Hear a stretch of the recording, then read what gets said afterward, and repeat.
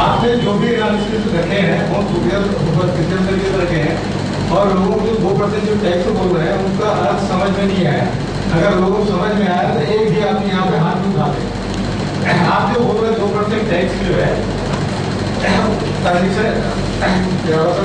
जो भी डिपॉजिट होगा, जितने भी व्यापारी जो है जिससे भी परचेज करते हैं, खरीदी करते हैं, उसके पूरा जो है 2% टैक्स देना पड़ेगा। इसका अर्थ जो है इससे आप लोग समझ लीजिए क्या होता है। आप जब भी पैसा निकालेंगे उसके बाद फिर से जब जमा करेंगे, जब भी जितनी बार जमा करेंगे हर बार आपको 2% टैक्स देना पड़ेगा। किसी भी चीज के लिए आप निकालिए, कोई बात नहीं, आप अपने घर में रखने के लिए निकालिए, किसी को देने के लिए निकालिए, अपने रिलेटिव को देने के लिए निकालिए। दूसरी बात जो करप्शन की जो बात कर रहे हैं, जब इस टाइप की जब चीजें होगी तो लोग जो है गोल्ड में, सिल्वर में और दूसरी चीजों में जो है वो एक्सचेंज करना शुरू कर देंगे। ये कोई खास बात नहीं है। दूसरी चीज जो आप ट्रांजेक्शन जो बोल रहे हैं उसके हिसाब से 15 लाख 18 लाख करोड़ की जो टैक्स कलेक्शन की जो बातें कर रहे हैं, आपने ही बताया कि एस्टिमेट 60 रुपए की है, 260 रुपए खरीद रहे हैं। मोटरसाइकिल 40,000 की जो 1,000 खरीद रहे हैं। तो अगर जो 260 रुपए की चीज 60 रुपए मिलेगी तो उसके बदले पेमेंट कितना करेगा? 60 रुपये तो आपका जो है 1 फिक्स जो है पेमेंट हो गया। ट्रांजेक्शन जो है आप इतने कम हो जाएंगे आपके कैलकुलेशन के हिसाब से, क्या आपका रेवेन्यू उतना हो ही नहीं सकता। तो इस तरीके से आप जो है सुपरफिशियल तरीके से कैलकुलेशन कर रहे हैं और पावर बढ़ेगी तो क्यों नहीं होगा। करप्शन की जो घटना है वो बहुत सारे रास्ते निकाल लेते हैं। एक छोटी 2 मिनट के में छोटा सा जो कहानी कहा जाता है वो है कि एक व्यक्ति बहुत करप्शन कर रहा था, उसकी शिकायत राजा के पास पहुंची। राजा ने बोला इसको क्या करें, तो उसने हमको बोला कि आप जो नहरों को गिनने के लिए उसका ड्यूटी लगा देते, वहां पर कोई करप्शन नहीं कर पाएगा। ऐसा जाना कि कुछ दिनों बाद वहां पर करप्शन शुरू कर दिया। वहां पर जो नाव जो आते थे, व्यापारी आते जाते थे, उनको उसने बोला कि मतलब मेरा जो ड्यूटी जो लगा हुआ है यहाँ पे नहरों को गिनने का है और आप लोग जो आ रहे हो जा रहे हो उससे मुझे डिस्टर्ब हो रहा है। मैं आप लोग शिकायत राजा से करूंगा कि तो आप लोग कितने डालर मेरे काबू में, इसलिए आप लोग मुझे कुछ दो। उस तरीके से भ्रष्टाचार करना शुरू कर दिए। तो भ्रष्टाचार की जड़ ये नहीं है, भ्रष्टाचार जड़ की और है, उसको आप ढूंढिए और घर में जाइए, तब साथ आपको मिलेगा। आप लोग बैठिए। अच्छा, एक बात किसी ने कह दी तो उसको रिपीट करने की आवश्यकता नहीं है। ठीक है, वही बात हर व्यक्ति पूछे, उसमें समय खराब होता है। एक साथ का पहला 2% टैक्स लगने वाला, 2% टैक्स लगने वाला।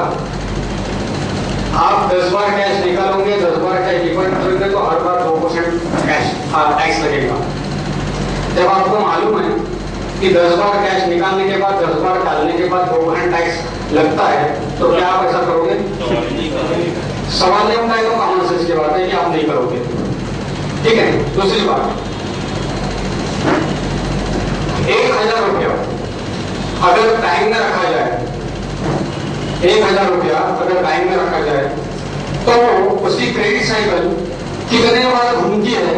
10% के मार्जिन से। मतलब उसको ऐसा समझो, मैं आपको समझाता हूँ कि अगर 1,000 रुपये बैंक में रखा और 100 रुपए निकाल के रखे, 900 रुपए लोन दे दिया बैंक ने, तो ऐसी साइकिल वो 900 रुपए मिलने वाला आदमी भी बैंक में जाएगा, 900 रुपए डालेगा, 900 रुपए डालने के बाद वो 90 रुपए माइनस करेगा और उसके नब्बे बैंक 810 रुपए उसको तीसरे को लोन देंगे। ये साइकिल चलेगा। ये साइकिल कितने बार चल सकती है आपकी इमेजिन? 10 बार, कई बार, 10, 12 बार, 15 बार नहीं, 123 बार। ये सारा कैलकुलेट किया है, एक्सेल शीट में बना हुआ है। समय नहीं है तो मैं ये जो पूरा प्रेजेंटेशन है 8.5 घंटे का, 8.5 घंटे का each and every factor analysis किया हुआ है। ठीक है, 123 बार घूमती है और 123 बार घूमने के बाद भी 123 बार घूमने के बाद भी जो टैक्स कलेक्ट होता है अंत में, साहब बैठे रहे, बार बार आएगा जाएगा आएगा जाएगा, तो वो टैक्स कलेक्ट जो होता है वो होता है 5.82% एवरेज, 5.82% एवरेज, जो कि आज के समय में अगर डायरेक्ट टैक्स का 30% में छोड़ दूं तो आज के जमाने में वो करीब 34.62% कलेक्ट हो रहा है। कभी एक्सेल शीट में बना के देखिए, साहब ने बोला है, कैलकुलेशन में भी करता हूँ, करूंगा, आपका एडवाइस के लिए बहुत बहुत धन्यवाद। लेकिन कभी आप भी किसी को लेकर बैठेगा कंप्यूटर चाहिए आपको, तो बैठ जाना, एक बार आपको पता लगेगा कि साइकिल नहीं चलती है इकोनॉमिक्स में, ठीक है। तीसरी बात, उन्होंने करप्शन की बात कही थी कि ये सोना चांदी में करप्शन हो सकता है, सोना चांदी में करप्शन हो सकता है। तो मैंने आपको टीवी का एग्जांपल दिया था कि आपने मेरे को कैश दे दिया, मैं दुकानदार हूं, तो मैं कैश का क्या करूंगा, टाइम में डालूंगा, तो 2% तो चला गया। अब इनका करप्शन करना है, 1 लाख रुपए का करप्शन करना है और 1 लाख का सोना ले लिया इन्होंने। अब आपने कैश दिया कि उसको सोना खरीदने के लिए और करप्शन करने के लिए उसको सोना भी दे दिया, लेकिन ये जो कैश आपने दिया वो सोना क्या करेगा, वो भी तो टाइम नहीं जाएगा, गवर्नमेंट को 2% रेवेन्यू नहीं मिलना है, ठीक है। दूसरी बात है, ऐसा कितना समय होगा, ऐसा कितना समय होगा, हर बार सोना और चांदी में आप राइट नहीं दे सकते। आप कौन से डिपार्टमेंट में मालूम नहीं है, लेकिन मैं कम से कम 56 डिपार्टमेंट से 20 डिपार्टमेंट गवर्नमेंट में मैं घूमता हूँ। ये ऑफर मैं भी देता हूँ कि सर कैश मत लो, सोना ले नोट ले लो, 1 तोला 2 तोला 5 तोला बिस्किट ले लो, नहीं बोलता सर डायमंड ले लो, नहीं बोलता मेरे को कैसे खर्चा कैसा करना है, ये मेरा डिस्कशन है, आपको मतलब तो समझ नहीं होगा। ये 100 में से करीब करीब 90-92% हो रहे, 8% में होता है, 8% में होता है। 20 साल के प्रैक्टिस में एक ही बार किसी को सोना दिया, बाकी हर बार क्या ये फैक्ट है और ये एक्सपीरियंस है, इसलिए बोल रहा हूं, किसी का उधार लिया हुआ नहीं है, एक्सपीरियंस खुद उस इंडस्ट्री में, ठीक है। तीसरी बात, वो जो टैक्स का बात करें ना, प्राइसेस कम हो जाएंगे, ये कम हो जाएंगे तो आपको रिवीजन मिल जाएगा। अरे प्राइसेस कम हो जाएंगे तो रिक्वायरमेंट तो कम हो जाएंगी। आज आपकी रिक्वायरमेंट ज्यादा क्यों है, क्योंकि प्राइसेस ज्यादा है, प्राइसेस कम होंगे तो रिक्वायरमेंट भी कम हो जाएगी उसी रेशो में। आपको 6वां आयोग 7वां आयोग 9वां आयोग की जरूरत क्या है, वो पढ़ेंगे नहीं ना, क्योंकि आपके प्राइस कम है, सैलरी कम है, उसी पर्पज में चलता रहेगा सर, है क्या उसमें पूरा नहीं पैसा नहीं आएगा। हाँ सब आप कुछ पूछो।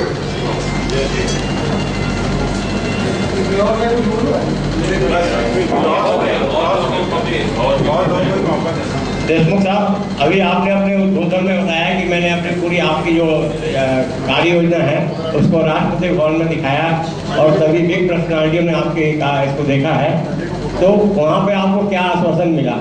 क्योंकि ये सब बातें सुनने में तो बड़ी अच्छी लगी, लेकिन क्रियान्वयन हमें तो पब्लिक के हित में होती है। तो आप जब बिगेस्ट लोगों को ये सब दिखा चुके हैं, तो वहाँ से आपको पूर्णतः क्या आश्वासन मिला, मैं अपने मन की जिज्ञासा दूर करना चाहता हूँ। ये बहुत अच्छा सवाल आपने पूछा और ये जिज्ञासा मेरे हिसाब से सभी के मन की होगी, है ना। और ये जिज्ञासा होंगी किसी के मन में, यार ये सब कुछ तो ठीक लग रहा है, अच्छा तो लग रहा है, लेकिन यार इंप्लीमेंट बंद करे। ये दो तो चीज है कि सबके मन में होती है, ये मेरे भी मन में है, आज भी है। लेकिन मैं आपको एक एग्जांपल देता हूँ। मेरे तो साथी भी पीछे बैठे हैं 4-5। 1996 में हमने पहले बार इशू ओपन किया था स्विस बैंक के पैसों का। स्विस बैंक में काला पैसा पड़ा है। घोड़ेलाल कमेटी का एक रिपोर्ट था जिसमें उसने उजागर किया था कि स्विस बैंक में कौन से पॉलिटिशियन का कितना पैसा पड़ा है। उस रिपोर्ट की कॉपी हमारे हाथ में गलती से लग गई। उसके ऊपर से हमने डाटा वर्ग और पब्लिक में बोलना चालू किया। तब मेरी बात याद है कि नागपुर में बहुत बड़ा पेपर आता है, उसका नाम है हितवाद, इधर भी आता है हितवाद। उनके जो चीफ एडिटर थे उनके पास मैं गया था 2000 में ये बात लेके कि भाई जी इस स्विस बैंक में पैसा है, उसका रेफरेंस को पैसा है, स्विस बैंक में जो पैसा है इसको अपने को लाना है और ये ऐसा रिपोर्ट है। तो वो जो एडिटर थे, नाम नहीं लूंगा उनका, वो जो एडिटर थे वो बहुत बोकार है। और डोकलागढ़ में मेरे एक दो साथी थे और हमको उन्होंने हड़ताल किया, बहुत अपमान किया और हड़ताल किया। आज वही पेपर बड़े बड़े पेज पे हाफ ऑफ पेज की ऐड छापता है, स्वामी जी का नाम लेके स्विस बैंक का पैसा वापस लाओ, स्विस बैंक का पैसा वापस लाओ। तो ये जो है this is called as time investment and concept investment. ये इन्वेस्टमेंट है, ठीक है, टाइम इन्वेस्टमेंट और कंसेप्ट इन्वेस्टमेंट है। ये आज की बात नहीं कर रहा हूं मैं, सन 2020 या 2025 की बात कर रहा हूं, लेकिन जब तक उसको उठाऊंगे नहीं तो चलेगा कैसे? ये हो गया एक आंसर। दूसरा उत्तर ये है कि वहां की रिएक्शन क्या थी, पार्लियामेंट की रिएक्शन क्या थी। पार्लियामेंट की रिएक्शन में बोलते बोलते आपको बोला था, राष्ट्रपति प्रतिभा पाटिल ने बोला था मेरे को, एक ही इसने बोला था कि मेरे को मेरी टर्म खत्म होने के पहले अगर एक दिन आता है तो इस जन्म में सबसे सुखी प्राणी मैं होंगी और मैं गर्व से बोलूंगी कि हाँ इस बिल पे मैंने दस्तखत किए। बता दो पार्टी की रिएक्शन, बता दो पार्टी की रिएक्शन, बता दो कि जैसा उन्होंने कहा तो सुषमा स्वराज जी वहां पे बैठी थी, उन्होंने तारीफ की, ठीक है, और खड़ी होकर उन्होंने बोला था भैया आप रिकॉर्डिंग करो, तब जाएंगे जो कैसा ये और जो चोरी कर रहा है उसको आप क्वेश्चन बोल सकता हूँ। बहुत हो रहा है साहब, बहुत बहुत धन्यवाद आपको। शायद राजीव जी के साथ आपसे मेरी मुलाकात हुई थी और मैं प्रेम शेखर बोल रहा आपसे। आपने कहा कि कुछ हिंदी में मिस्टेक हो सकती है, मैं आप सभी की ओर से छत्तीसगढ़ की ओर से आपसे विनम्र प्रार्थना करता हूँ कि आपने नाम दिया अर्थ क्रांति, और जो चाणक्य की भाषा जो वेद की भाषा है उसमें अर्थ नाम का वो है जिसमें अनर्थ नाम। इसलिए जहां तक मेरा प्रयास है कि इस भारत में यदि हम इस अर्थ क्रांति की बात कर रहे हैं तो वित्त मंत्रालय नहीं होना चाहिए, तो अर्थ मंत्रालय होना चाहिए। जो अर्थ यानी जो वित्त है वो कुपित होता है, अर्थ मंत्रालय हो तो ज्यादा मैं समझता हूँ, मेरी सलाह उचित होगी, तो शायद सब संभव देशमुख जी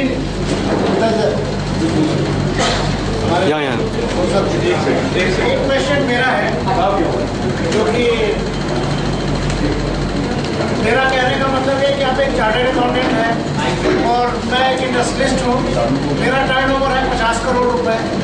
अगर मैं 2% के हिसाब से परचेस में टैक्स देता हूँ और सेल में टैक्स देता हूँ मैं, तो 100 करोड़ रुपए होता है। अगर मान लो 10% मेरा प्रॉफिट है तो 90 करोड़ रुपए होता है।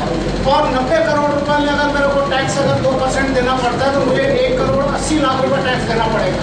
तो आपका टैक्स 2% से तो बहुत ज़्यादा होगा जो अभी एक्सिस्टिंग टैक्स है। तो इसका क्या समाधान है?